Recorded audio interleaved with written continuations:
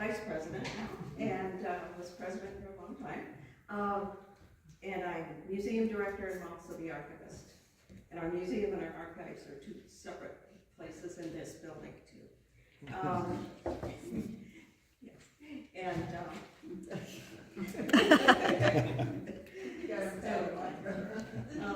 let's see, our Valentine's exhibit, which you're going to have a chance to see, runs till at least March 8th. I always kind of put a date, and that's kind of how soon I can get it packed up. And then March 22nd will be the beginning of step back into a 1950s Easter. And then by May 13th, I just change it over to summer, which is just red, white, and blue tablecloth. You know? So these are definitely the holiday ones everyone wants to see. And do you want to introduce Ryan? Or do you want to introduce Ryan? So our big announcement that we have left is, of course, you know, every year we induct a couple of fine outstanding Park Forest citizens into our Park Forest Hall of Fame. We have not yet announced our nominees yet until today, so you guys are hearing it absolutely first. We are proud to announce the nominations of Andrew and Georgette Gladstone, the Honorable Judge Ray Funderburg, local musician Dave Rudolph, Gary Friedland, as well as former Mayor John Ostenberg. So that will be our class for the inducting for 2023. We are very excited because this Hall of Fame is going to be also our first one back in person at Freedom Hall here in Park Forest. We invite you all to join us. That is going to be Sunday, April 16th. I almost said August. That far away. We have our MC here in the room with us who will be leading the ceremonies for us, and we're very excited to see everyone there. We will also be doing a short, basically honoring the folks who were inducted in 2020, 2021, and 2022, who were not able to actually get up on stage, you know, with us because of the pandemic and because we had those ceremonies on YouTube. If you haven't seen them, go check them out, by the way. So we'll be catching up with those folks and inducting some new ones as well. So please join us. Okay, it's 3 p.m. Correct, 3 p.m. Beginning at 3 o'clock. Correct. Okay. So then, without further ado, I would like to introduce our guest speaker for the day, Mr. Ryan Martin, who, at the same time as I was becoming president here, you were becoming president at Crete. So, congratulations to you and welcome. Thank you. Congratulations to you as well. The floor is yours, sir. Okay. I'll stay. I'm here. Jane asked me to speak about the purchasing of the Crete Marketplace Antique Shop, which will be our future Crete Area Historical Society home and museum. And it is the church. It is the old Congregational Church, yes. That's a good thing. Yeah, so in 1986, Crete was celebrating its sesquicentennial, 150th anniversary of Willard and Diana Wood settling on the southeast corner of Exchange and Main Street. They were the founders of Crete, and so during the 150th anniversary, they had a lot of activities going all throughout the summer. They sold everything, including this book, Pictorial History of Crete. Oh, okay. Yeah, and it's a great book to get. We're hoping to get a few copies from the library to sell, but you can occasionally find them on eBay. But it's so well laid out, and a lot of neat photos in there. What was that year? 1986. Okay. So yeah, it was going back to Willard and Diantha settled in 1836, and so they raised all this money in hopes of using it to purchase a museum. And it actually took 36 years to purchase the museum. The Historical Society was very active in the late 70s, 80s, 90s, and then about the 2000s and early 2010, it kind of went defunct. There wasn't enough interest, and while they still had presentations, they didn't have monthly meetings. But it was actually through a library program called Capturing Crete, where they got a grant to digitize Ray Piepenbrink's glass plate negatives. So we have Ray Piepenbrink's son here, Tim Piepenbrink. Ray collected Crete history for about 50 years at least, and he's amassed a huge collection. He passed away quite a long time ago. But anything and everything Crete, he ate it up, and so we knew we needed a museum to display these items, not only his collection, but many, many other families. They took my wedding pictures. Oh, wow. What's your name? Morning cribs. Oh, yeah, I think I scanned those photos. And also, I rode on his, one of his parade wagons in my wedding gown. I know I scanned that, yes. So I gotta get you copies of that, yeah. Was that at the Congregational Church, your wedding? No, it was in the Methodist church. The Methodist But Church. I did date a minister from the Congregational church. Oh, okay. Cute guy.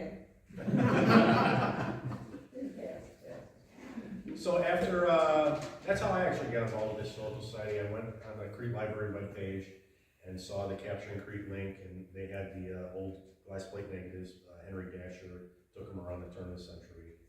And there was about 25, 35 of them up there for a year, and it said more to come soon. And I waited about a year, and there was never any more, so I walked into the library and said, where are they?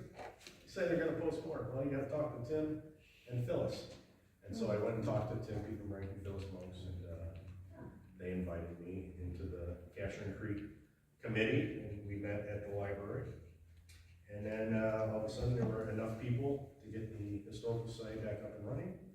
So we decided to, Phyllis Monks decided to bring back monthly meetings. And it's been growing ever since. So, you know, Crete has a long, rich history, and actually its early history ties in so much with the Park Forest area, because we're on the southeast edge of Thorn Grove, and here we are. I mean, I'm looking out the window, here's Thorn Grove. So, and a few other neat items I'll get to about the tying in of Park Forest and Crete. So we looked at places, including Al's Barber Shop uptown. Uptown is what the old Crete people call Main Street. You know, now they call it downtown, and it was always uptown when I was a kid. Yeah, I'm going uptown.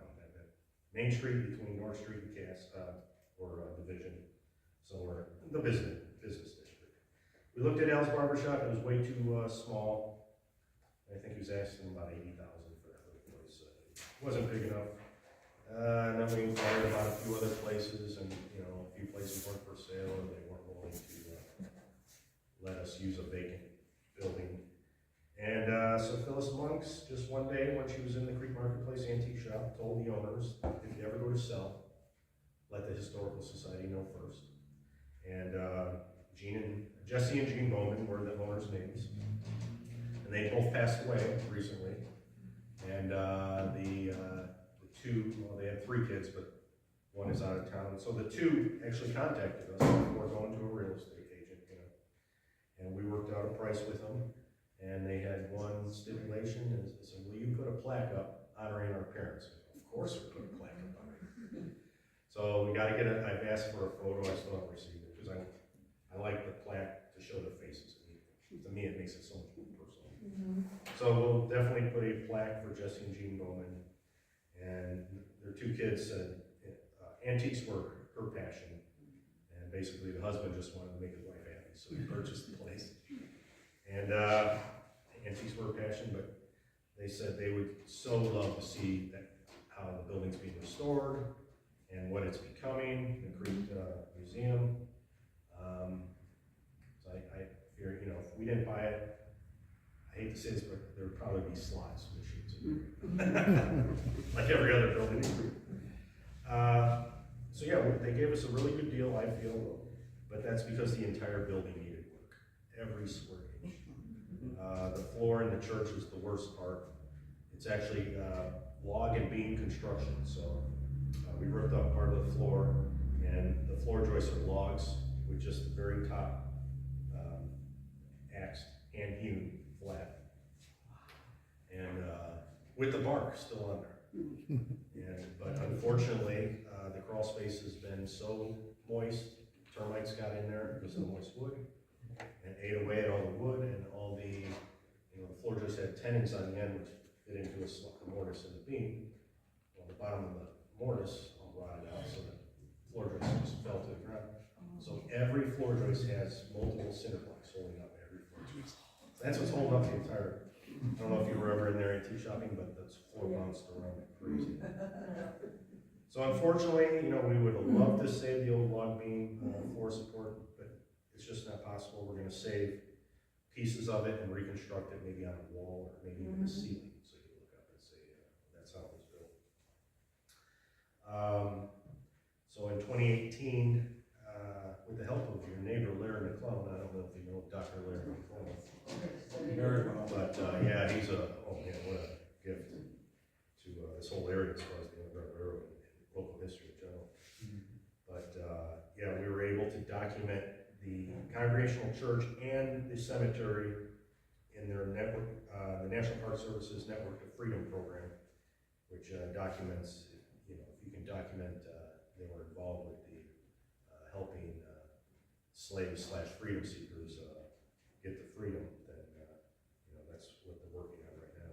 And we were able to do that for the church and the cemetery, so both of those are on the Network of Freedom. And thank God they have a grant application coming out in March that we're going to apply for to hopefully get some money to repair that floor and to repair the entire church area, being that that's the part of the building that they're most interested in. Have you found people that will be able to work on that, or you just regular carpenters can do it? Yeah, in fact, the Crete Area Historical Society has a bunch of handy people. So we've been working there every Saturday. Let's see, this last Saturday we dug a hole for a new piling. One of the beams in the annex, there's only two beams holding up the whole floor, with floor joists in between those two beams. It was hanging in midair. It was supported by a bottle jack about this big a diameter, and it just tipped over. And so 2/3 of that the two beams was hanging in midair.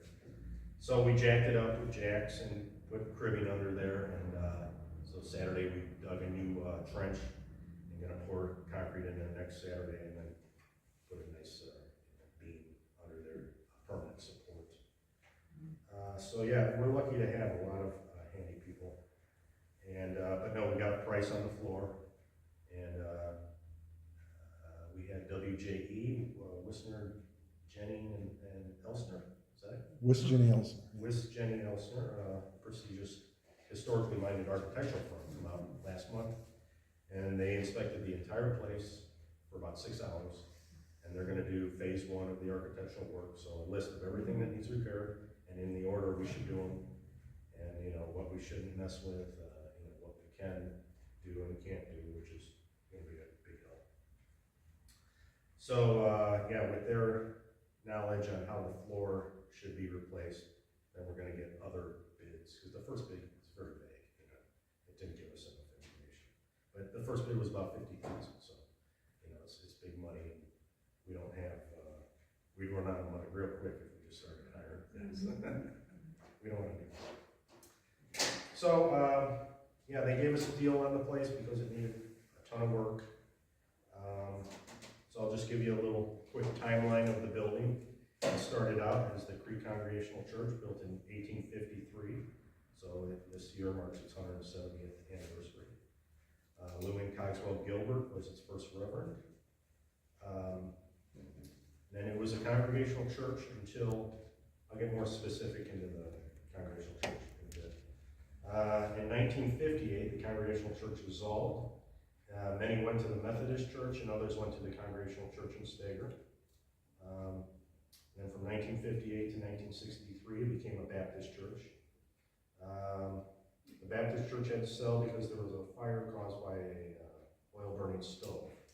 It caught the roof structure on fire, and it was just too expensive to repair. So the Baptist church sold it in 1963 to the Sharps, George Ann, and what's his name? George. George. Sharp. Georgiana and George, okay. Yeah, and they, turned it into an antique store, which it remained up until last year. Different owners, of course, throughout the years.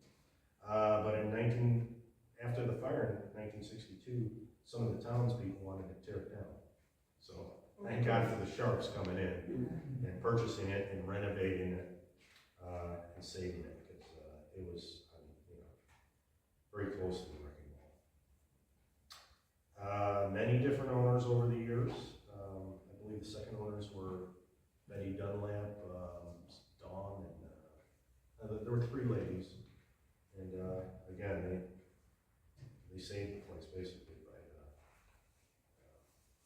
renovating it further and actually making money out of the building.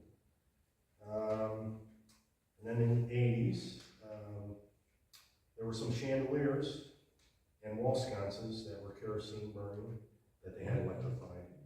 But the new owner in the 80s sold them the first year she owned it to pay the property tax bill.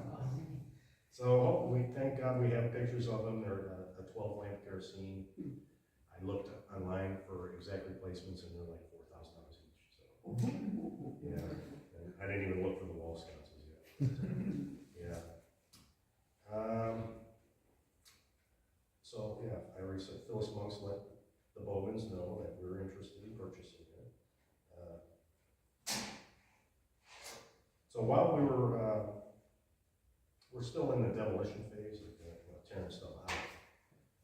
While I was up in the attic, we discovered not the original pews, but the second pews that were all taken apart and labeled individually, which part goes to which, so we could reassemble those and put some of those pews back in the church. I remember them, yeah. Yeah, and some were sold, and then we can also put a few throughout the building for people just to rest and maybe watch a TV screen.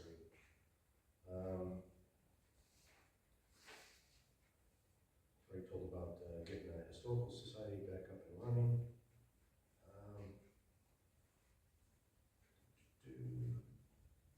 Okay, the bell, yeah. Okay, in 1995, the original Congregational Church bell was put up for sale at the antique store. And of course, the Historical Society realized that can't leave Crete.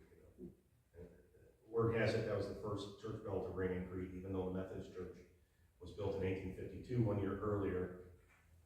Maybe they didn't have a bell, maybe they replaced the bell, I don't know. But the story is it was the first church bell to ring in Crete.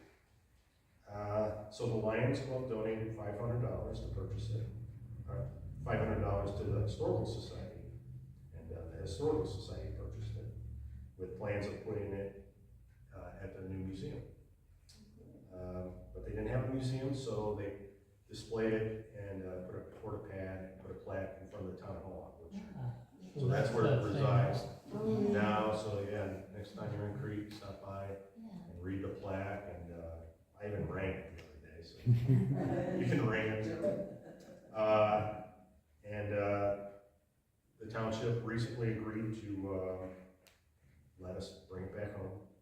So I think it's awfully cool that, so I found a 1995 Crete Record, the Crete Record newspaper article with that bell, and the Marion Gemper was the president of the Historical Society, and Richard Dunsing was the Lions Club president, or side by side on the bell, saying we purchased this bell to be placed in front of the future Crete Museum. It's great that the bell's coming to the Crete Museum, right back where it came from. So that's cool. Now,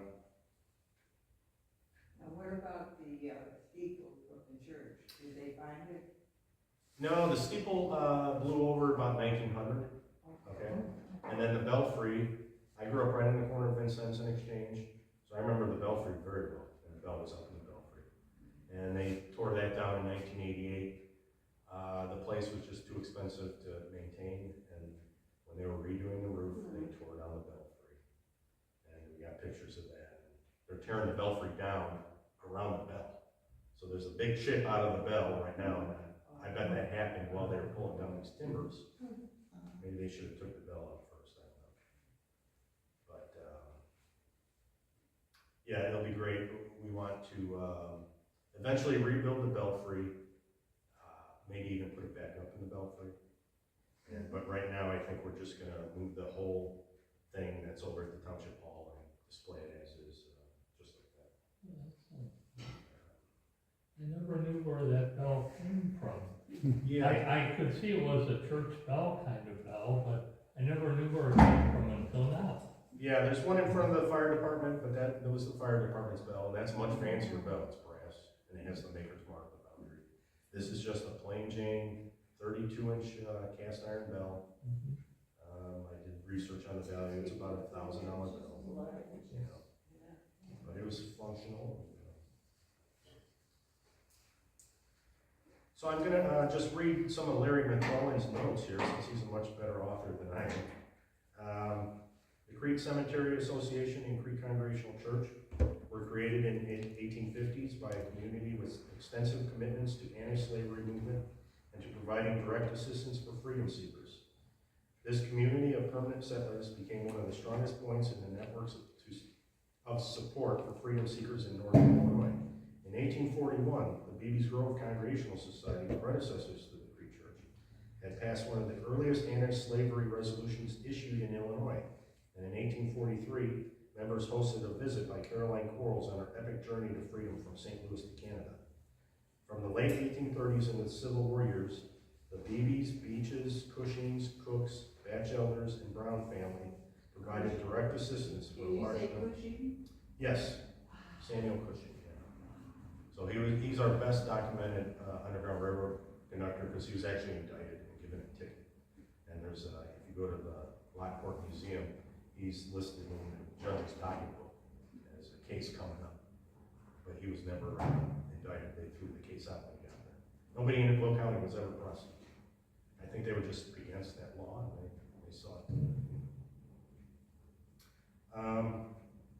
These families provided leadership and support for the congregation and the Cemetery Association. In addition, the Coles and Safford's families were active in assisting freedom seekers and are buried in the cemetery, although they helped start the Crete Methodist Church. The McCoy family was deeply involved with freedom seekers and lived on the Sauk Trail adjacent to the property of the Browns, Batchelders, and Coles. They also helped start the Methodist Church, but were not involved with the cemetery. So I'm going to deviate here and just speak off the cuff. Where Park Forest now sits, we had 2 Underground Railroad conductors. The Batchelders, which would be the northwest corner of present-day Sauk Trail and Weston, and also the Coles, who I'm friends with, George and Bob Kester, and they're direct descendants of the Coles. And they own the land where Ritchie's High School was. So their house was probably on the high point near the northwest corner of Indian Wood and Sauk Trail. And getting back to Larry's. And also a highly probable third, which would be, and this is in Monique's history, because obviously this is Monique Township here. And the first school teacher of Monique Township was up in Thorn Grove, this area. His name was Otis Bryant Phillips, and he lived in Section 1. And so his house would have been very close to where Orchard and Stager Monique Road, used to be old. Because he's in, we have the records for the Beebe's Grove Congregational Society, and he's sitting right next to Samuel Cushing, all these other abolitionists. So if he's there, I mean, there's a very good chance. We just don't, very few people wrote down that they did something illegal that day. So it's pretty neat that you have, and the McCoys, Park Forest isn't built over it, but they were just, so you had Coles where Ritchie's is, and then Batchelders corner, Western and Sauk Trail, and then the McCoys in the woods, where that rock is on the south side of Sauk Trail, but on the north side. So there was a nice little group of people there who assisted in the railroad.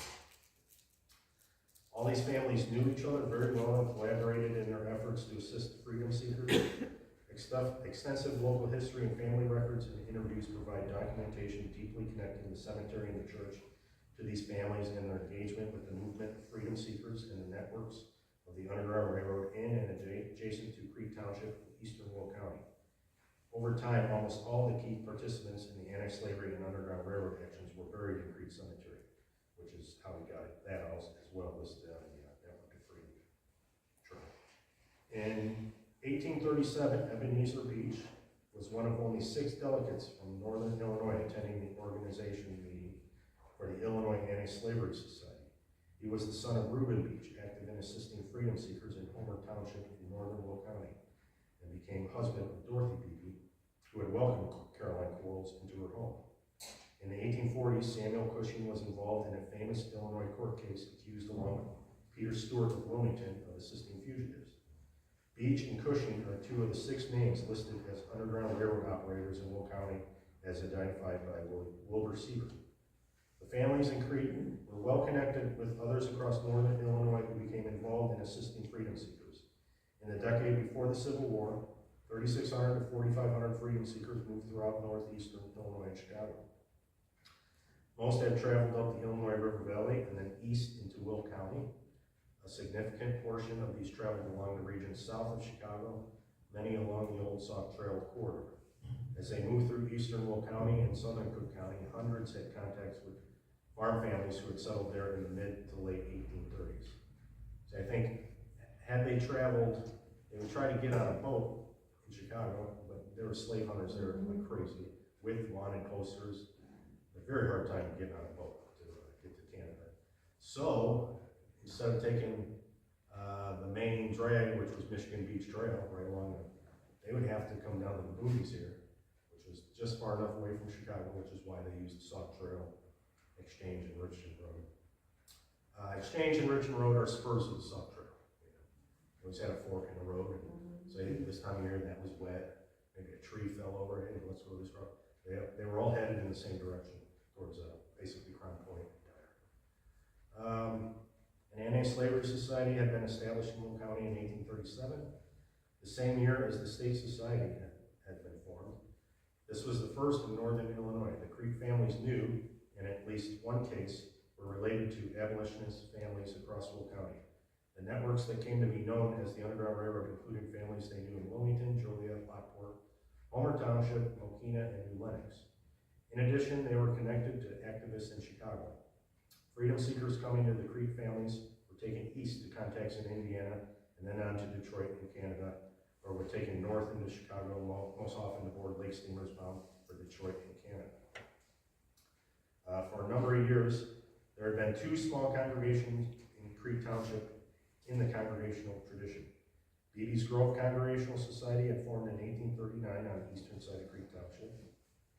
The Thorn Grove Congregational Society had been created serving the western side of Crete Township in 1846. Both met in local schools.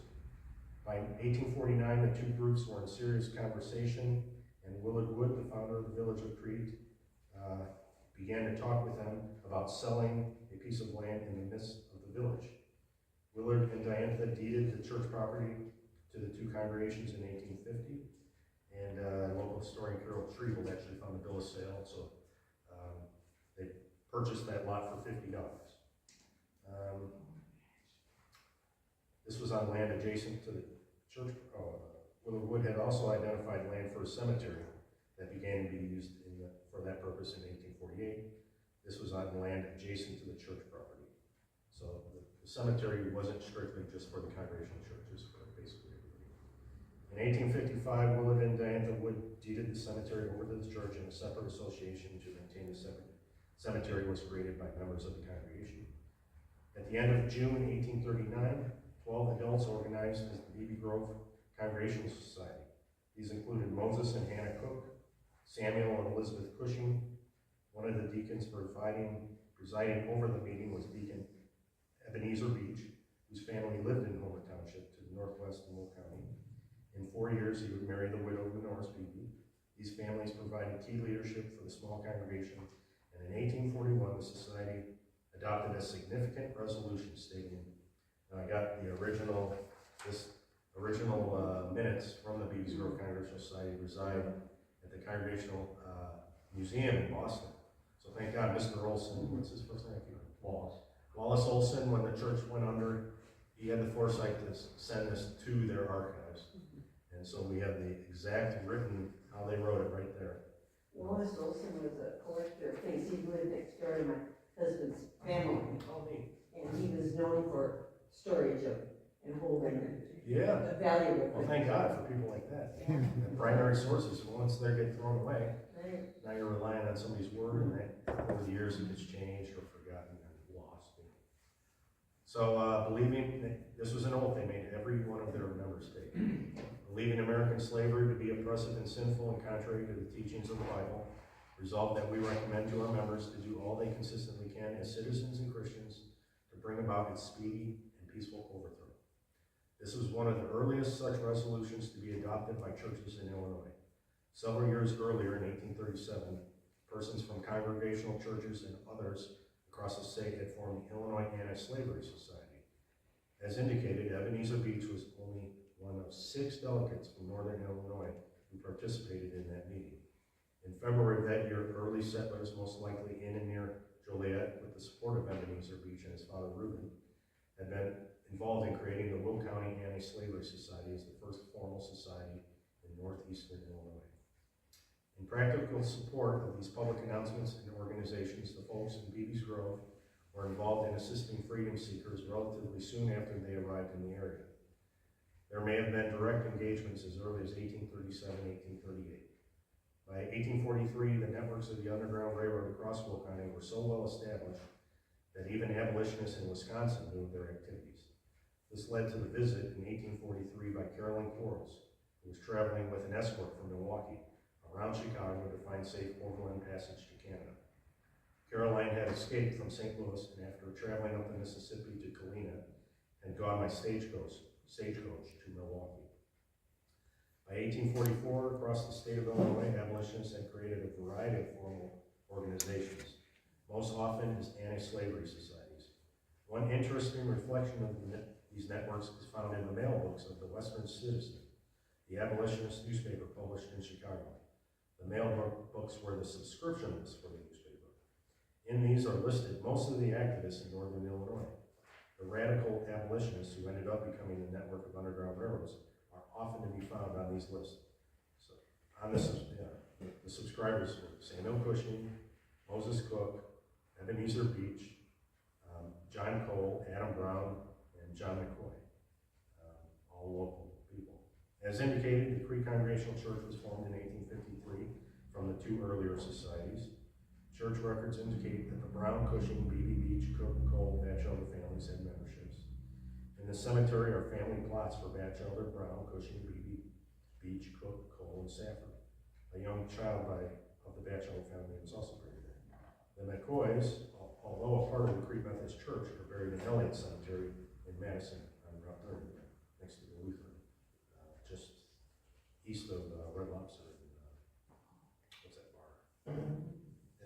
Everybody thinks it's one, but there's actually 2. A small family cemetery for the Elliots. So that's what the McCoys are called. In 1894, stained glass memorial windows were added to the church to commemorate early church families, including the Browns and Cushings. One of the stained glass windows is Adams, and so I'm 8th generation Crete resident, and I'm proud that would be for Henry and Katie Adams, my 5th great-grandparents. So I'm vice president of the Adams Cemetery. It's cool to say. My great-great-great-great-great-grandparents are buried there. And then every generation says it. Also in 1853, the several congregational churches in Chicago and northern Illinois formed the Chicago Association. The initial Declaration of Principles included this key section. We believe that slaveholding or holding our fellow beings as property is an immorality in practice, and the defense of it is heresy in doctrine. The association was composed of First and Plymouth churches in Chicago, along with the churches in Fremont and Carroll County, near the Mississippi, Lionsville, Mount Indian Head Park, Cook County, Milburn and Lake County, and the Crete congregation. Although these 6 congregations had a collective membership of around 200 each would be significant as an outgoing place of support for abolition and for freedom seekers. This association, in which the Crete Church was an active member, began to publish a monthly magazine called the Congregational Herald, which continued until 1861. Filled with news about life and concerns within the congregation, it also regularly included articles and news items about the 2 pressing public issues of the day: temperance and slavery. In one of the first issues in 1853, the Herald included an article on the recently enacted state laws on black settlement in Illinois, and the response by the new association is as follows. Resolved that the late law passed by our legislature, called the Black Law, the Fugitive Slave Act of 1850, I believe, prohibited the immigration of free colored people to our state, is a most flagrant violation of every principle of justice, and at war with the spirit and precepts of Christianity, and repugnant to every dictate of humanity. And as Christians and citizens of this Commonwealth, we ask for its immediate repeal.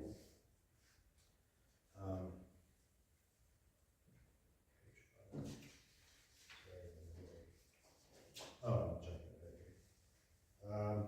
So just north of Crete Township, the Sauk Trail, an ancient path from the Mississippi to Detroit, passes into the far southern part of Cook County and through what are now Richland Park, Park Forest, and South Chicago Heights. Along the Sauk Trail, the early settlers included the Coles, Batchelors, McCoys, and Browns. All were directly involved with the families in Crete Township and helped to start the Crete Congregational Church and the Crete Methodist Church. So actually the Crete Methodist Church, its earliest history, they first held their services in the McCoy house. So, yeah. So it actually started right up here. On the north side of the trail and just east of where the trail crosses Thorn Creek, the McCoy farm was the major place of assistance. John and Sabre McCoy, born in New Hampshire and Vermont, were well known and respected early residents on the trail. For many years, they maintained a campground area on the south side of Sauk Trail. I would also like to add, reading through the old newspaper articles, the Indians also camped on the north side, Schubert's Woods. Because if you look at the south side of the topography, it's not attractive. And you look at the north side, there's bluffs overlooking the creek. So I believe they probably camped more on the north side. And according to those old newspaper articles, that's what it says. For traveling Native Americans and settlers moving west, so the McCoys let both pioneers and Indians camp on their land. A stone monument is visible south of Sauk Trail, noting the campground location. The farmhouse was to the north. The McCoy's great-granddaughter, Florence McCoy Schumacher, was interviewed in 1980 concerning her family history. So I found that old history on the Park Forest Library website. I love it, Park Forest Library. Well, that's ours. Don't ever let them get rid of the microfilm reader, you know? Unless they're gonna digitize those stars newspapers, they gotta be able to have some way to read those newspapers. And all the libraries around here are getting rid of their microfilm readers, which is a shame. Yeah, they already gave their microfilm to GSU. Oh, for their local history, okay. Yeah, At we least it's have a in hard good. copy of reporters Okay, here in this building. so hopefully GSU will digitize it. Yeah, so then you don't gotta sit there and go through every piece of microfilm. But the reporters are digitized, it's the stars. Oh, the star is, the star is. The newspaperarchive.com. Yeah, I can't remember. I think they're both in there. Yeah, the stars in are there. they? Now, the Yeah. earliest of stars is very Stars. tricky to find because they have it mislabeled on newspapers. I don't know if they did the reporter, put it in. Yeah, Because I know it's not right. okay. The McCoy's great-granddaughter, Florence, she recalled clear family stories about assistance being provided to fugitives, and that her great-grandparents' home was part of the Underground Railroad. Other descendants of the McCoys currently living in Crete carry family stories about the 12 McCoy children. So, several of them remembered and then had shared with their family the experience of sitting with the children of freedom seekers and teaching them Bible stories. Their daughter Sarah told of one child eagerly holding the hymnal, but upside down because she could not read. These reports are consistent with other local history materials. The McCoys helped to establish the Methodist Church in Crete in the 1840s. Two of their sons served in the Civil War. So one of our members is Harriet Gensler. She's a direct descendant. Her sister's name is Sabra, named after her great-grandmother or great-great-grandmother. But she's a direct descendant of John and Sabra McCoy. For which they let me scan every bit of their historical items, so I have photos of the original plaque before it got stolen, of the Indian and Pioneer Campground Rock, you know. Yeah. And I think, you know, they had it engraved after that was stolen, and I'm not sure if they engraved exactly what was said in there. I gotta research to see if it's different. Oh, okay. Yeah. West of the McCoys at the intersection of Sauk Trail with Western. See, back in the day, that would have been the intersection of Richmond Road and Sauk Trail. But they vacated the portion of between, Richmond Road now dead ends at Stager Road. Well, it used to continue and merge in with Sauk Trail, leading to the town of Richmond, which is why it's called Richmond Road. A family reminisced and local tradition hold that the Batchelder farm was used as a safe house. By 1839, Joseph and Anna Batchelder from New Hampshire had settled here with their extended families, including sons Joseph Bradford and Jonathan. Their son Joseph was designated postmaster for the general area and served for a year in that position. I'm going to go off and just speak off the cuff here. Many may not know that Crete Post Office was established at that corner in 1838. It was, Henry Bell actually picked the name out of the Bible, and he was Crete's first postmaster. And when you read the Chicago Heights history books, it mentions the Bells and Batchelders, they live right across the street from each other's. And when the Bells moved, they didn't stick around very long. They sold their land to the Batchelders.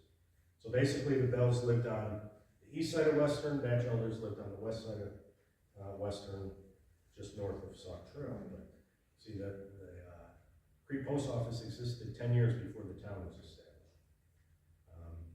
And back then, tradition was the post office, obviously you had to go there to get your mail, they didn't have to go free. But it was whoever was the postmaster, it was in their house. So it moved all the time. So in 1838, it would have been in Henry Bell's, and he was the one that picked the name of Crete. Do you know, did they have a type of Pony Express from post office to post office? Yes, they didn't call it Pony Express, that was out west. But yeah, it was one guy on a horse that went from LaPorte to Valparaiso to Crown Point to Joliet. That was his route. County seat to county seat. And then from the county seat, they could distribute their mail throughout the county. But yeah, I forget his name at the moment. But yeah, it was one guy on a horse with a saddlebag. And he would come through, I think, maybe twice a week. So, you go this way. That's good, you use your mail now. Well, now I can send up to Bedford Park, where they used to have a separate mailbox in Crete for all the Crete mail, and then it never left town. So now if you mail something in Crete, going to Crete, it'll take 3 months sometimes.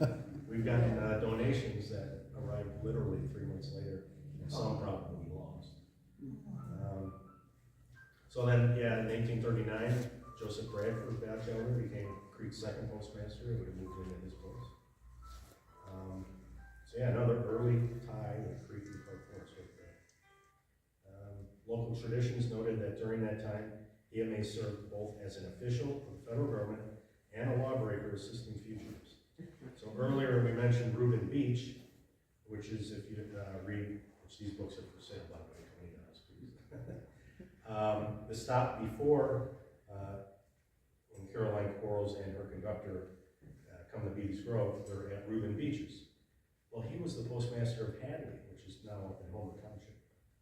And so we have, and also Samuel Cushing for a while was postmaster of Edinburgh, which was the first post office in Crete County. So there seemed to be a network of these postmasters who were also assisting on the Underground Railroad. It was really neat, because you have federal employees breaking federal laws. McCoy family genealogy by the great-grandson of John Saber McCoy recalls the family history that both the McCoys and the Batchelders were directly involved with assisting freedom seekers. I've looked for more information on Batchelders' involvement in the Underground Railroad. I just can't find it, but Larry hopefully can find something more. You know what, when we, our kids went originally to St. Hernandez Church, to the school, and there was a Batchelder family at school there, and one of my sons became best friends with Dave Batchelder. They're still in touch with us. Now the name Batchelor and Batchelder are the So same. this is Batchelder. No, I know, but it's the same family. Just going back to the early 1800s, they changed the spelling for some reason. So when you hear Bachelor's Grove, And people tell you it's because a bunch of bachelors settled there, no. That was named after the Batchelor family. Oh, great. Just they changed the name right around, between Joseph Bradford and his father Joseph. Because there's early documents, him spelling his name Batchelor, and then as years progress, he spells it with a D in Batchelor. So it's the same name, just different spellings. There may have been too many of them. Because how many kids they were having, with my family in Kentucky. We had to divide out. There were so many. That there's I've heard of ETTs and I'm OTT. Yeah. So they just split the name because there were too many of them. It was too confusing. Well, I know, I know a friend of mine, she's in Orr, but there was a family squabble, and they changed their side of the family to R. So there could have been a family squabble, and you said, I don't want to associate with them. So you change the name of it, yeah. Yeah. There's many different reasons why you change it. So O-R-R Yes, or, and then AR. so that's still the order, is the ones that lived in, there's quite a few in Oslo. Yeah, I don't know where Marianne, I don't think Because she, Kathy Orr still is, and she's kept that name because she's an attorney and she, Yeah. her husband died a long time ago, she remarried, but she kept the name Orr. yeah, there's Orr's buried in Adams Cemetery. The owner of the Crete Lumberyard was Mr. Orr. But there's a lot of Orrs around. But the one I'm referring to, I don't know, I don't think she grew up in this area. I was just relaying that, the reason why there was a spelling change.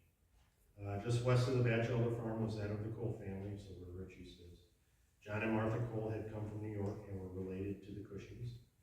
On one occasion, either the McCoys or the Batchelors enlisted the help of the Cole family in the midst of a desperate situation. The activists knew they were being closely watched by others, including slave catchers, and yet they were hiding a group of slaves in their barn. They also knew that the Coles felt the work of the Underground Railroad was wrong and illegal. However, they approached their neighbors, inviting them to visit with the slaves hidden in their barn. Since they had a reputation as being against the work of the Underground, they would not be suspected of transporting illegal cargo if they would only agree to do so. The Cole's son remembered that when his father saw the slaves, he felt it was the most pitiful sight he had ever seen. They were famished, in need of immediate assistance, and one bore still bleeding whip marks on his back. Mr. Cole had immediately agreed to help, drove the escape wagon, and the runaways were safely carried to the next stop in the network of support. The Coles were involved in the Crete Methodist Church with the McCoys and Sappers. There's a timeline of the family settling around here. 1833, the first of European descent family, the Brown family, basically where Walgreens is on the corner of Sauk Trail and Vincent, or Rutland. Then 1834, McCoy family settled on Sauk Trail. 1835, the Beebe's family settled in Eastern Creek Township. 1836, Willard and Diantha Wood established the community of Woods Corners, which would eventually become Crete. 1837, Will County Anti-Slavery Society formed. Safford family settled in Creek Township. 1838, Cushing and Cook families settled. 1839, Beebe's Grove Congregational Society formed. Batchelor family settled on Sauk Trail. 1841, Society's resolution opposing slavery, and the Crete Methodist Church established. 1843, Cole family settled on Sauk Trail. Visit of Caroline Quarles to Beebe's Grove. Samuel Cushing arrested for aiding fugitives. Deacon Beach married the widow Dorothy Beebe. 1845, Thorn Grove Congregational Society formed. 1848, Crete Cemetery started. And in 1850, this is something Larry McClellan brought to my attention. Victor Slane, the first recorded black man to live in Crete Township, and he worked on Moses Cook's farm as a farmhand. His place of birth is listed as Illinois, but Larry says he would venture to, it wouldn't be realistic to believe he could have been a slave, a freedom seeker, and in order to not draw attention, he's probably born down south and just put Illinois as his birthplace to be safe. 1853, Crete Congregational Church formed from the two societies. Church representatives participate in regional congregational resolutions condemning slavery and Illinois black laws. Church building completed and occupied at current site, so a future Crete museum. 1855, cemetery is deeded to the church by Willard Wood. 1869, the church, 1869, the Chicago, Danville and Vincennes Railroad came through, and they moved the church over 6 foot to accommodate 52 tracks.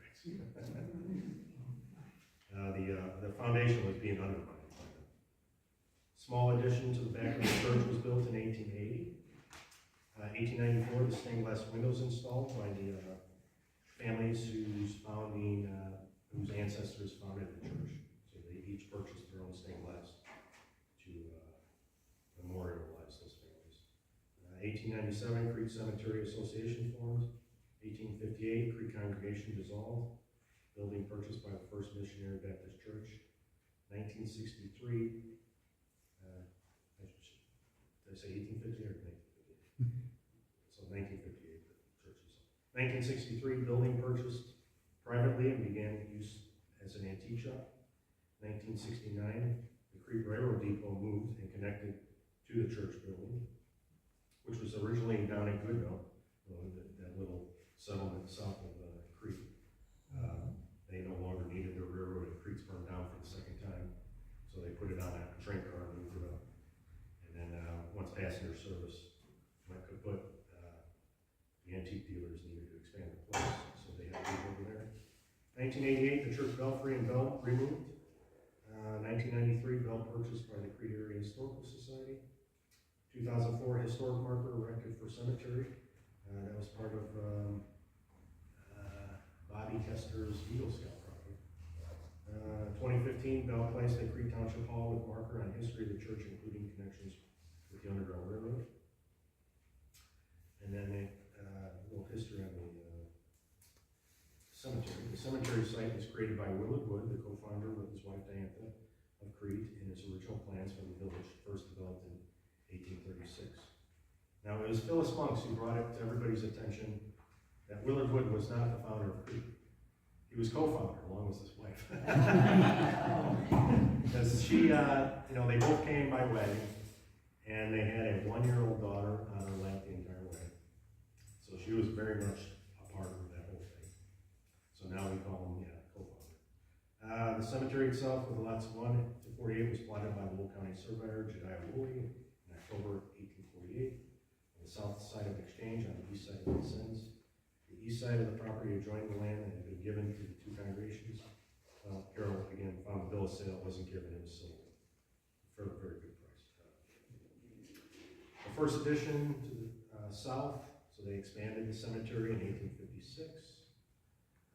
Then the second addition, again, once further to the south, 1897. Burials include many of the Crete's earliest pioneers, including Willard and Diantha Wood. Veterans from all American wars, from the Revolutionary War to the present, are also buried here. So Crete, I think Will County only has like 4 or 5 Revolutionary War soldiers buried, and one of them is in Crete Cemetery. But it's interesting to note he was originally buried at the Hughesburg Cemetery, which sits in the middle of the Balmoral Park racetrack. When they built the 5/8 mile track, I want to say in the 70s, they obliterated the cemetery. So now we have a general idea of where it was, but when Lincoln Fields first built it, they promised the family we would not disturb the cemetery. Well, it gets sold, and the new owner either doesn't know about it or didn't make that deal, So when they shortened the track, it went right over the old cemetery. We think the headstones were moved east. Well, look what happened to them.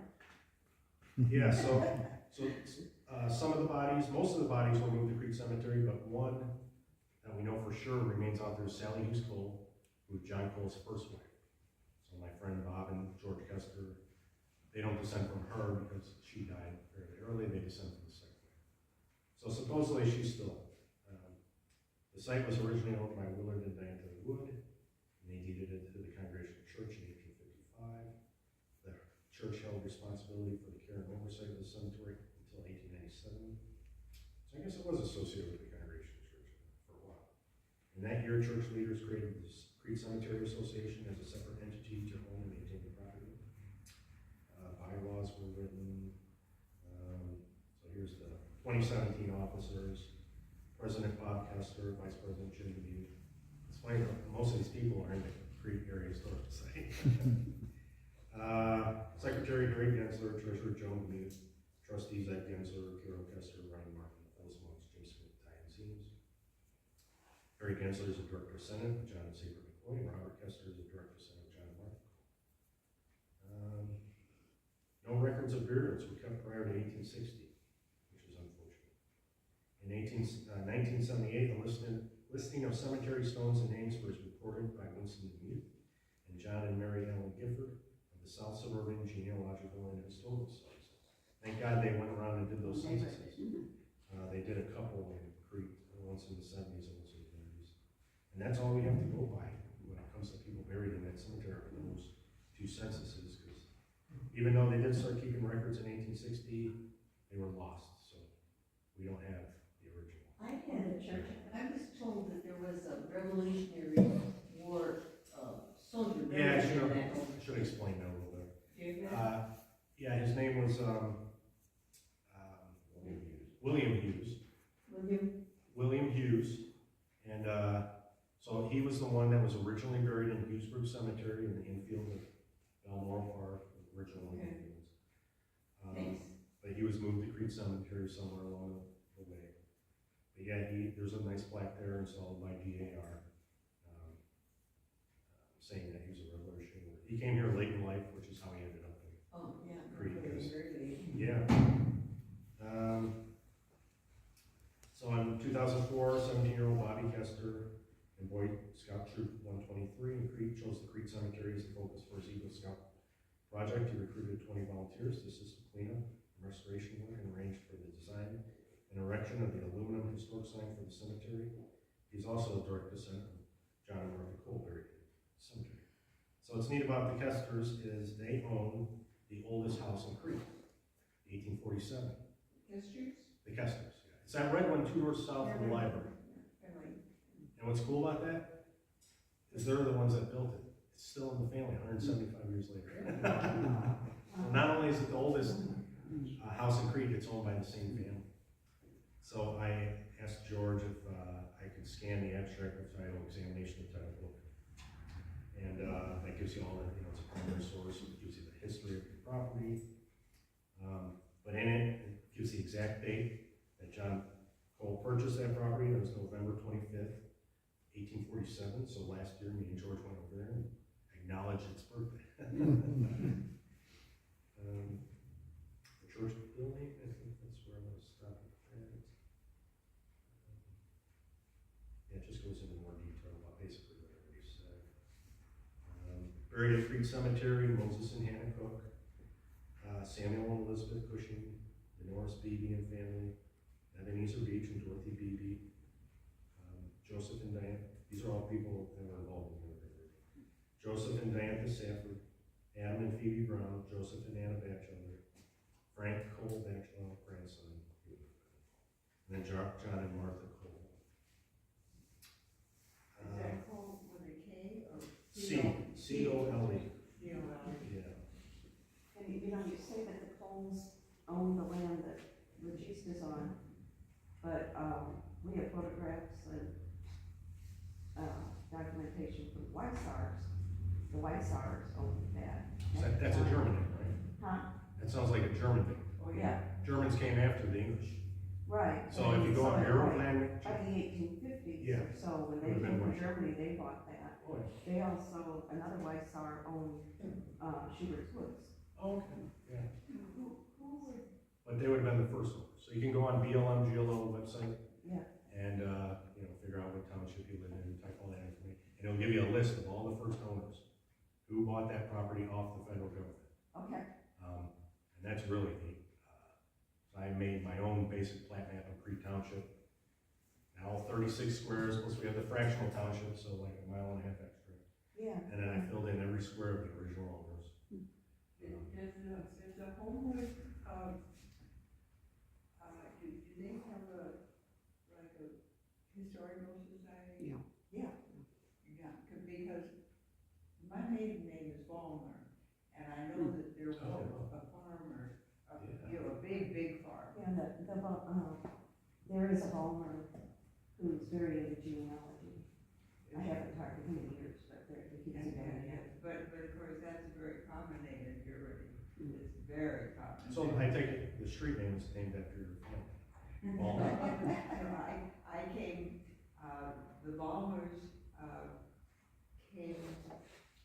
they came through New York, and then, they didn't want to have anything to do with any place where there was any slavery, so they kept right on going, and they went out to, my dad was born in Dyersville, Iowa, and family had, homesteaded there, and then they ended up in Montana. So the Cole farm site, the Cole family, related to the Cushing, settled here in 1841. It could have been earlier because all these early pioneers were squatting on land until it was available for sale. And so a lot of times they'll, went up for sale in 1838, but it didn't get recorded in Joliet until 1841. So if you don't have any written family history saying when they arrived, you're just going by what the records say. And 1841 is a very common year for all these recordings, and most likely they were there before. The ownership sequence is not known at this time. By the 1920s, what had been their land had become part of the land development schemes of builder Victor C. Carlson, who I'm sure a lot of you know. By 1947, this property became part of the parcel deal assembled for the development of the village of Park Forest. So obviously, Victor Carlson, I think he was the one responsible for creating Indianwood Golf Course, which sat all around western north of South Trail. My husband used to play on those grounds. Oh, neat. That is cool. The Batchelder farm site, Batchelder family in 1839 settled at the intersection of Old South Trail. Eventually, they built a lovely colonial-style home, as noted in the pictures. In 1926, this land and building. Oh, I got confused. The Cole farm site. It's not the Indian one. I was talking about the Batchelder. This land was acquired by the family by builder Victor C. Carlson. He envisioned a complete development of homes around a golf course. He called it Indianwood. No homes were built, and in 1929, the Indianwood Golf Course was changed to a public feed course, and transportation to the course was provided by shuttle from the Flossmoor station of the Suburban Electrical Railroad. The Batchelder home served as the clubhouse for the golf course. The development was sold to the First National Bank of Chicago and held by the bank for many years. In 1944, a proposal was made to the bank to have this land developed as an exclusive suburban community for black families. This did not happen.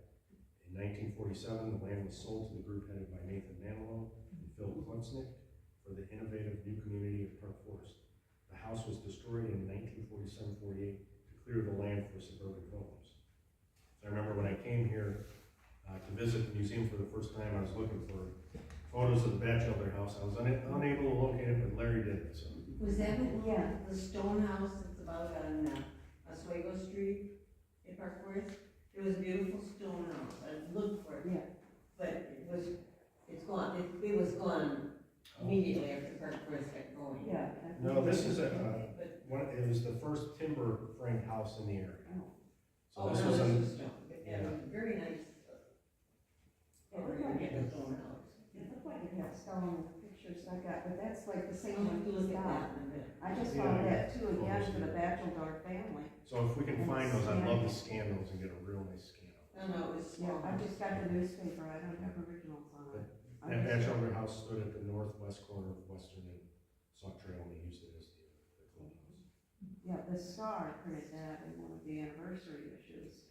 Oh. And unless I got that in a box that I didn't go through carefully enough, it kind of When we first bought a house in Park Forest, we bought it on Apple Lane, which backs up to Sauk Trail.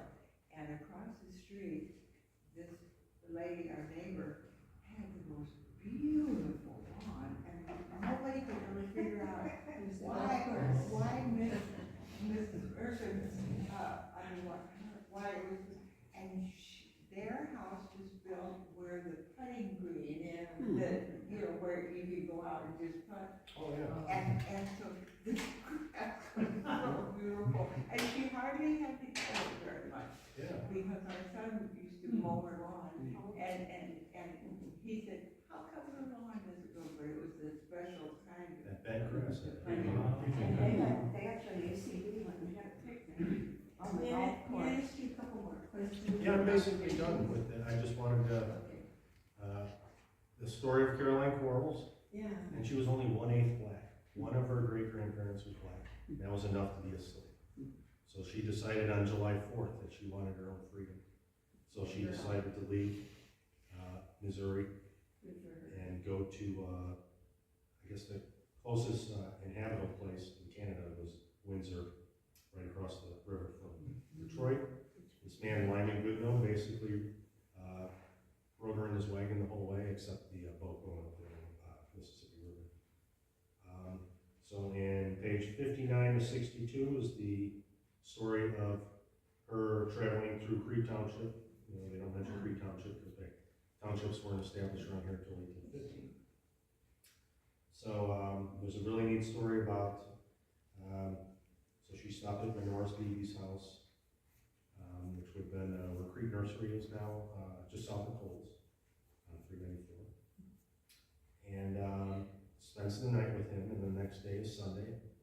So he wants to take her to the Beebe Grove Schoolhouse where his services are. And so he hops in the wagon with Lyman Goodnow and Caroline, and they ride down to the Beebe Grove Schoolhouse. And I'll pick up here. So he stopped, and he, Mr. Beebe, told the people her history. Several young ladies, Sunday school teachers, came out after church to see Caroline and talk with her. Nearby stood one of the Liberty Poles, so-called, which are common to northern villages. See, patriots erected those before the Revolutionary War as protesting against the oppressive British government. They wanted their own liberty. So it's a wooden pole with a Phrygian cap on top, with those slumped overheads. See them a lot in old coins, liberty poles. Turning towards it, Caroline asked them what it was. They replied properly to commemorate the birth of liberty in America, they answered. What do you do with it? Oh, look at it, was the reply. Who may look at it? Everybody, said the girls. But you said it was a liberty pole. Can a slave look at it? How can it commemorate liberty in a country where there is no liberty, where more than 1/5 of the inhabitants are in bondage? Have you repealed the law and raised this pole for a mark that all are free? If not, who is the pole for? And they had befuddled. They didn't know how to answer. This is, the young Sunday school teachers were evidently overwhelmed and confused by these direct and compelling questions. Obviously, in Caroline's thinking, she was seeing the clear irony of living in a country where 1/5 of the people had no liberty, yet the country continued to celebrate liberty. Even the pastor of the church attempted to respond to her questions, but apparently was not up to the task. Goodnow felt all were glad when the subject changed away from liberty poles and their connection with liberty and slavery. Then, after this encounter in the schoolyard, it was time to go. Time for Caroline to move on for the sake of her own liberty. So she continued further east. Probably along Route 2. I had heard that there was a underground place, a family that, but also it's the area where if you drive straight to Crete on Exchange Street, just before you get to the train tracks, there, on either side, I can't remember, I think it's on the east side, there is a house that used to be it looked like a golf course, a very fine, and it had columns and things in front, and they changed it, taking the second floor off and stuff. But in that area was what I was told had been an underground house, and I've never heard anybody. I can tell you exactly where it was. That was the Saffords. Pardon? That was the Saffords. The Okay, second- Carol and Waylon Treble now own that So farm. was that the one where she stayed No. possibly? Oh, No. okay. So Carol, this was our most recent documented Underground Railroad stop made by Carol Treble because she was researching. Okay. Yeah, and very into okay, local yeah. history. So she was researching the Safford family who originally owned her farm. Yeah. Lo and behold, Mary Jane Safford, I mean, you should read this lady's Wikipedia page. I mean, it is insanely, she was a pioneer in so many women's rights, the first woman, one of the first women doctors. Yeah, Google Mary Jane Safford, S-A-F-F-O-R-D. And what's kind of sad is her Wikipedia page doesn't tell her story that Carol found in the Boston newspaper. She eventually moved to Boston and worked in the hospital there. But she told a story about when she was a kid living in Crete. They were hiding slaves in their cellar. Slave hunters came knocking on their door, and they invited them in. And Mary Jane was just a little girl, and she made all this commotion and distracted them. And they left, and they never found them. And she told this story 50 years later to a Boston newspaper. Maybe she was doing it. She knew what she was doing as a little kid because she was so smart. But I mean, I can't even remember everything that she's known for. One of them was free love. So whatever free love was in the 1880s. Basically, love whoever you want. I don't know. Women's dress reform. Probably being able to wear whatever you want. You know, a very progressive lady. Very interesting. Well, may I change the subject just a bit, because there's another thing you talked about, on the property, near the cemetery of the Unitarian Church, there used to be, now over in that area of the town, there was a small brick building, and someone told me that it was connected with whatever there was an interurban railroad system that apparently went to Joliet. No, I went from Chicago to Kankakee. Was that okay? Yeah. Okay, so I probably never got straight information. And what happened to that? Actually, the depot was in my front yard. It was long gone. Was I grew up in the corner of Vincent's and I Exchange. have a feeling I probably knew your dad or something. Yeah, Randy Martin. Sunday school, yeah. Yeah, he went to Methodist Church as a Yeah. kid. But thanks to Ray Beavenbrink, I always knew that depot was there because my dad, Ray would, he had a black room, dark room, and he would develop photos and sell them to people who wanted old photos of Crete. And so my dad knew about the old depot. Well, that's what these. So we always had a framed picture of the depot hanging in our house. And that was established about 1907 and only ran to 1927. And the automobile put it out of business. Oh, okay.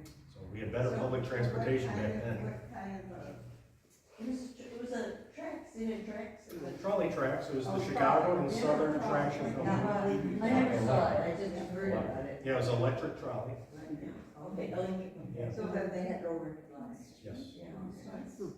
Open cars during the summer, closed cars in the winter. She ran to the street. Yeah, but getting back to the Safford house, so that house that you mentioned with the pillars, that was the first clubhouse for Lincoln Charter Golf. Yeah. Yeah.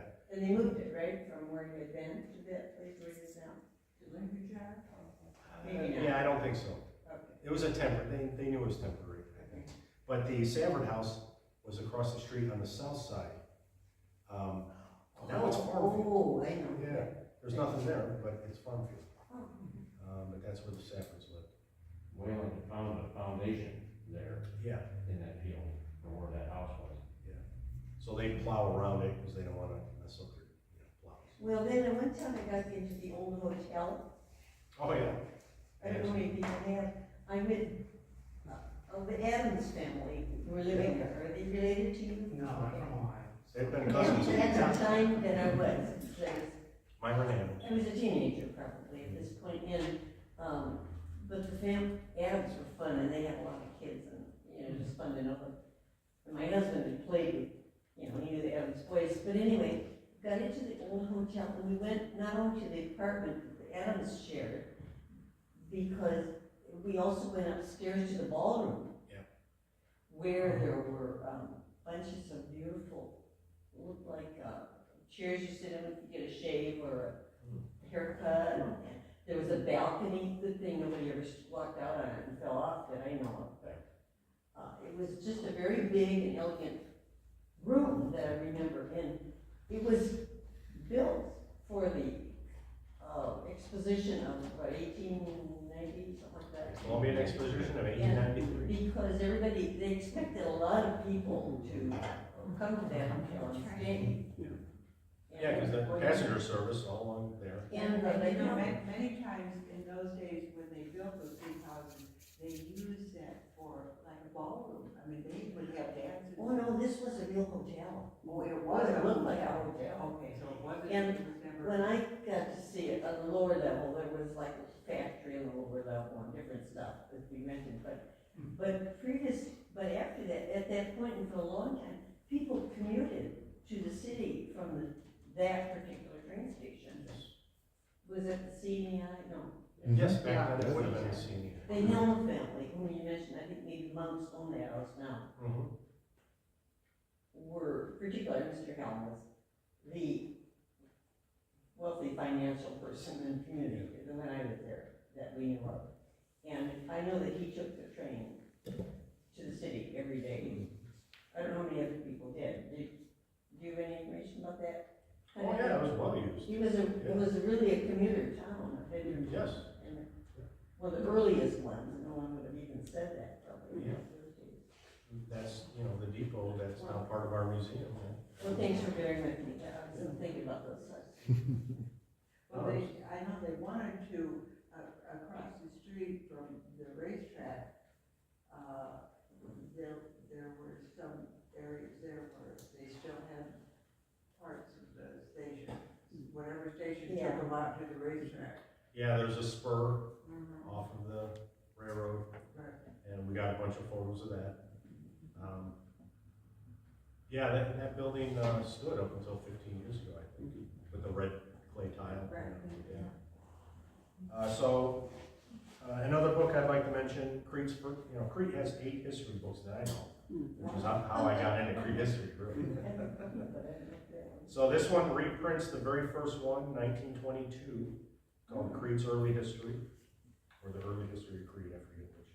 But it's written by the Crete Women's Club, and it's just a great source of early material, and they have a great article on the Congregational Church and also the Underground Railroad.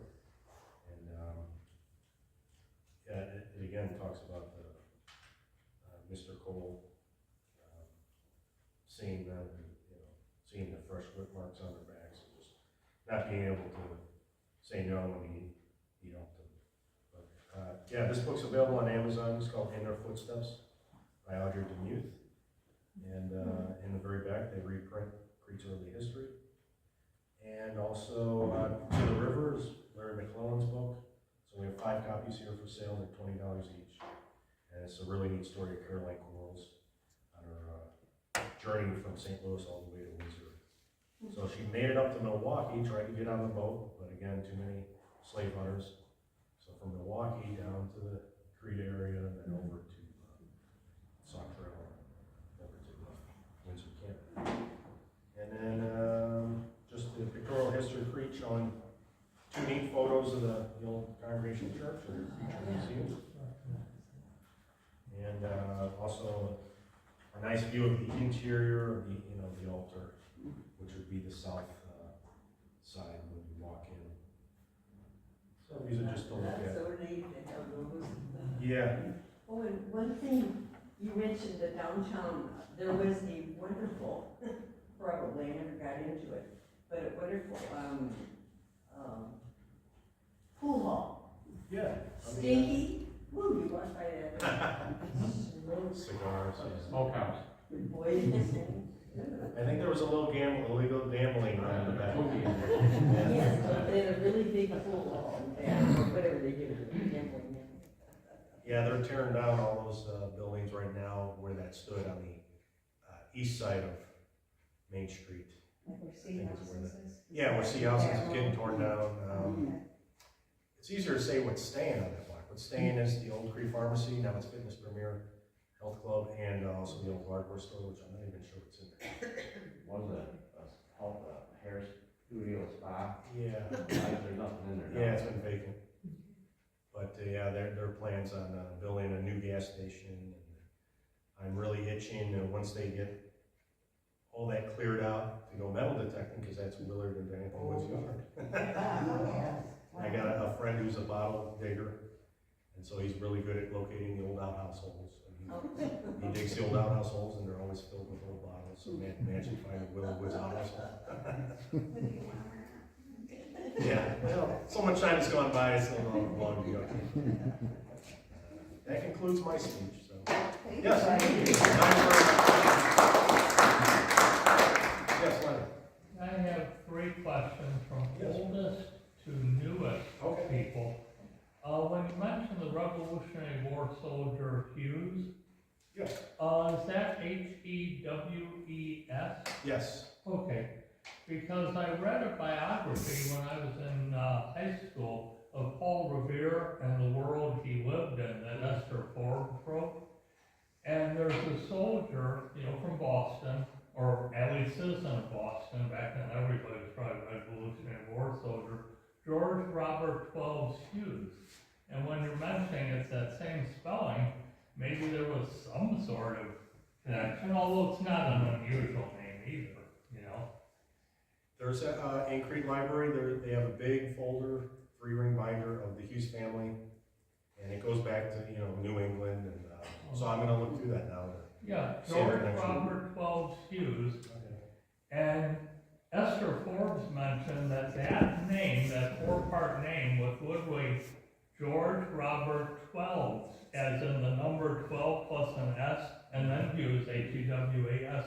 She says that startled his generation more than it does ours. So the next person I was going to ask about, I always heard, and I've never lived in Crete, we worked there for years, you know that, and I had always thought Willard Wood had named the town that he founded, so it was actually the postmaster that chose that name. I am going to give we started story night at the museum, and the first story night is going to be March 6th. So in 2014, I was going through my Grand Aunt Jackie's house, who my great-great-grandfather built in 1907, Ferris Gaines, and he was the business guy in Crete. If you did any business in Crete. Now, is that related to the name I've heard, Gaines Electric? Yeah, that's my grandpa. Oh, okay. She did a lot of stuff. I had heard the name of the business. So Gaines arrived here. They actually settled where the water tower is in University Park. Samuel and Amira Gaines in 1836, the same year Willard and Diantha Woodson. So there's still Gaineses around. But anyway, so I'm going through my great-great-grandfather's office, which is virtually untouched to this day. And I got into local history and genealogy at the same time to find that 8th generation. So one is just connected to the other. And I'm pulling out letters that are blowing my mind. One of the letters that probably the coolest find I ever found was how Crete was really made. Because I found this letter from Mary Cooper to her cousin Ferris, written in about 1912, explaining what her father, Samuel Ward Cooper, who arrived in 1835, had to do to get his mail. And he had to go to Chicago at first to get his mail. And then Joliet, that was when they established that. And so they petitioned for a post office to be established around here. And at first they thought of Thorn Grove, but that name was taken. And so it said, old Mr. Bell on the Batchelder farm took out his Bible and selected Crete. So it took me about 4 years to piece all this together, who old Mr. Bell was, who the Batchelder farm was, I heard they got the name from the Bible, but I never knew. Yeah. Thanks for telling us that. Yeah. Because that original story was told, it's probably in this, but that was told by Willard Wood's granddaughter, who heard that her grandfather was the first postmaster of Crete, and picked the name out of the Bible. Well, he was the first postmaster of Crete after it moved to his office. He was the 4th postmaster of Crete. So what he did was took the name of his post office for his town, his newly formed town 10 years later. But there were 3 previous postmasters for Crete, and it roamed around wherever the postmaster was. So it was cool to find that if you go to USPS.com, the United States Postal Service, they have a postmaster finder tool, and just type in Crete, Illinois, and it'll say established Cook County, 1838, H. Bell, Henry Bell. There's your old Mr. Bell. 1839, Joseph Bradford Batchelder, 2nd postmaster.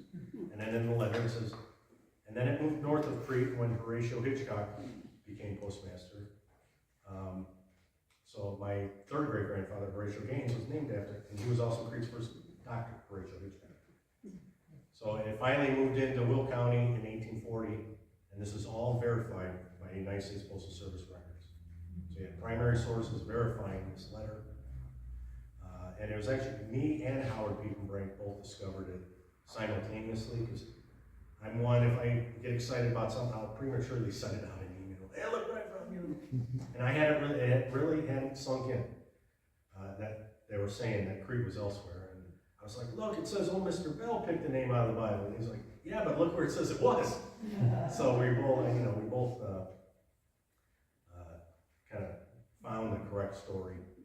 It's because Minnie Hughes Baker, who was Willard Wood's granddaughter, was just relaying what she heard. Willard Wood was the first postmaster of Crete, but he was the first postmaster of the town of Crete, not of the post office. So, Maybe we can continue questions around refreshments, and we'll go ahead and let people go, have some refreshments. The museum doors are open down the hall, and going down and see the Valentine's exhibit, which is a special one. yeah. Well, thank you. And they- Yes, thank you. One more question. The only other question I had was for recent times. When you mentioned George and Georgette Sharp. Yeah. Is that related to, the place that existed like years before I ever heard of it? Sharp Well Drilling on Clemley? No, they spelled theirs with an E. Oh, Yeah. George Sharp had a gas station, Yeah. really, and his wife Jerry sold a lot of things. I bought a sewing machine from her. So their gas station is where Cone Cottage is now. Yeah, I remember Cone Cottage, and actually, that's where I first saw either that history book or the one after it. Don't remember which one it was, but I think it was that one, that they at one time were selling copies in Cone Cottage. they had a little lunch shop nearby there, maybe that sort of thing was part of it. Sharps had several antique stores, the church, Yeah. then the funeral home north of Cone Cottage, that was Sharp's Antiques there before it was a funeral home. They did it in, where the Arts Texaco, that was, Sharp's gas station there. They had antiques there. Then there was a Fifth Street Tea Room, which was directly west behind that store. That was Sharp. And they also had that log cabin out west on Exchange Street, right across from the high school. That was an antique store. That was Sharp's Oh, I also. went into that one. Well, thank you very much, Ryan.